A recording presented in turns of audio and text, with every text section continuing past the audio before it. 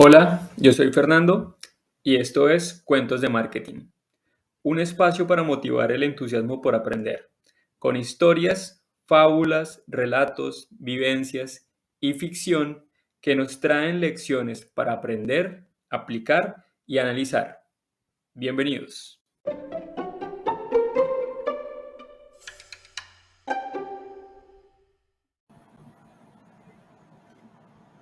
En este episodio queremos hablar de estrategia, con una historia denominada El esclavo sin cadenas. Vamos a revisar la historia y finalizando la historia haremos unas reflexiones que esperamos sean fáciles de incorporar para los escuchas.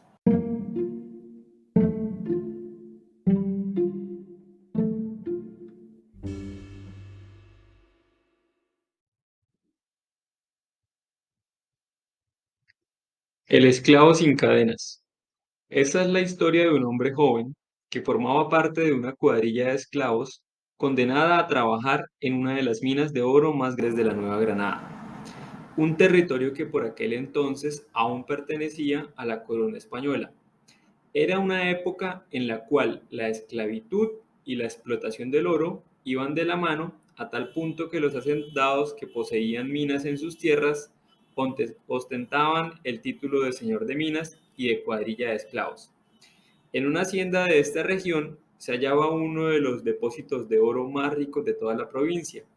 Su dueño poseía una gran cantidad de esclavos que solía iniciar su faena en las minas con la salida del sol y en ocasiones no paraban hasta mucho después de caída la tarde. Eran jornadas largas y penosas bajo la vigilancia de un capataz que no tenía ninguna consideración para con este puñado de individuos. Les exigía un esfuerzo descomunal para cualquier ser humano y no toleraba ningún tipo de indisciplina, ni admitía nada que no fuera su total sumisión.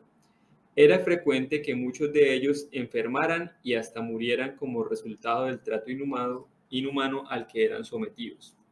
Los hombres hablaban poco entre sí, su espíritu visiblemente quebrantado les había enseñado a no esperar mucho de la vida, así que se limitaban a sobrellevar cada día, evitando en lo posible los horribles castigos que les propinaban el mayoral cuando cometía un error o cuando alguien se desplomaba víctima del cansancio y la fatiga. Un día llegó a la mina un joven esclavo en quien se advertía algo excepcional. Exhibía una actitud firme y decidida. Compartía con sus compañeros de penuria historias sobre lo que quería con su vida y los alentaba a aferrarse a sus ilusiones y anhelos con todas sus fuerzas para evitar que el cruel capataz los despojara de sus ideales y sus sueños de libertad. Una de las primeras cosas que el joven hizo al llegar fue limpiar un pequeño terreno aledaño a la caleta donde dormían el grupo y sembrar allí algunos vegetales. Y cada noche, antes de irse a descansar, atendía sin falta las necesidades de su improvisada huerta, sin importar lo duro que hubiese sido el trabajo ese día. Para el mayoral, esto era una clara muestra de rebeldía e indisciplina, una influencia negativa sobre el resto de la cuadrilla. En castigo a su osadía, para él estaban reservadas las peores tareas, las más severas e inhumanas.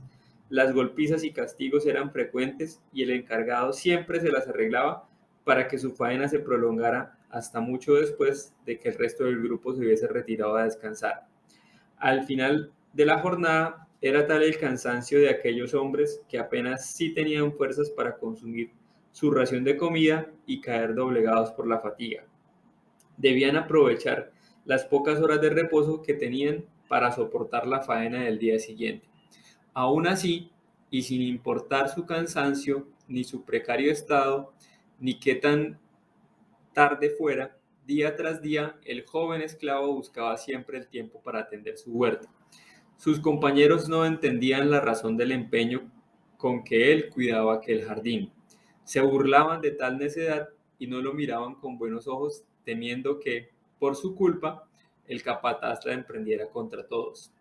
No comprendían el propósito de tan frívola tarea, ya que el pequeño sembradío no producía mayor cosa. Incluso algunos lo veían como una señal de arrogancia. Suponían que su único fin era dejarles ver que él era distinto a todos.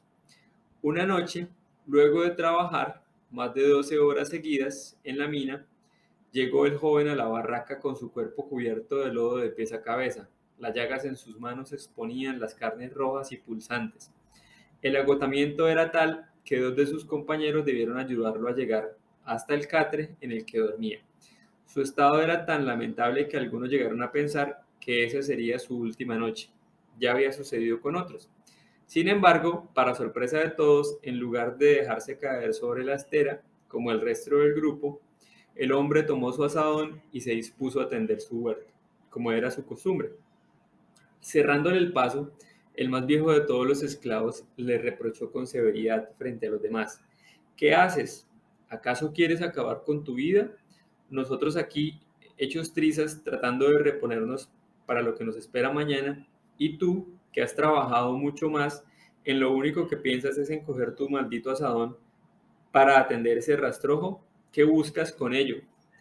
Sin exaltarse ni perder la compostura, el joven le respondió: Hoy he trabajado más de medio día para otra persona, construyendo con mi sudor su beneficio, no el mío, rompiéndome el lomo bajo las órdenes de alguien a quien no le importa si vivo o muero. Y qué triste sería irme a dormir sin haber trabajado tan siquiera unos instantes para mí mismo. Habiendo dicho esto, se dirigió a atender su jardín.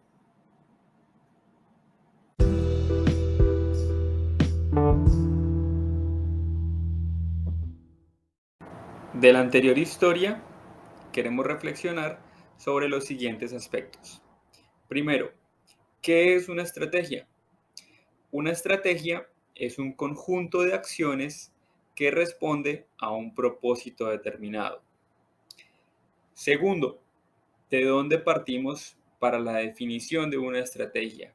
El primer componente para la definición de una estrategia es reconocer dónde estamos, cuáles son nuestros recursos, cuál es nuestra posición, qué elementos son claves dentro de ese diagnóstico inicial.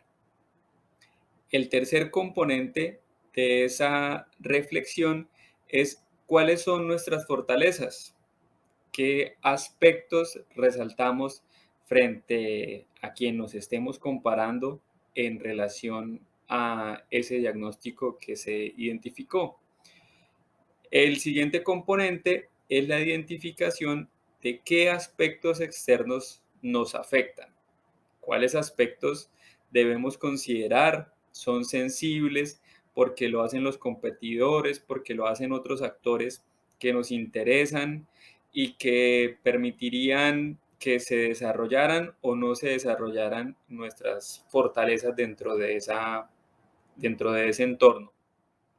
Entonces, de la anterior historia, es importante que reflexionemos que, bueno, lo primero, una buena estrategia es tener una estrategia. El hecho de tener una estrategia es por sí una buena estrategia. Quiere decir que ya hemos analizado nuestra posición, nuestro diagnóstico actual, el estado en que nos encontramos, ya reconocemos cuáles son nuestras fortalezas, cómo podemos explotarlas, cómo podemos multiplicarlas y aprovecharlas para atender una situación que se encuentre en ese entorno. Y también reconocemos que esa estrategia es un conjunto de acciones que nos va a permitir lograr un propósito determinado. Entonces, esa es parte de las reflexiones que queríamos dejarles a partir de esa historia. Espero que les haya gustado y que nos sigan escuchando. Muchas gracias.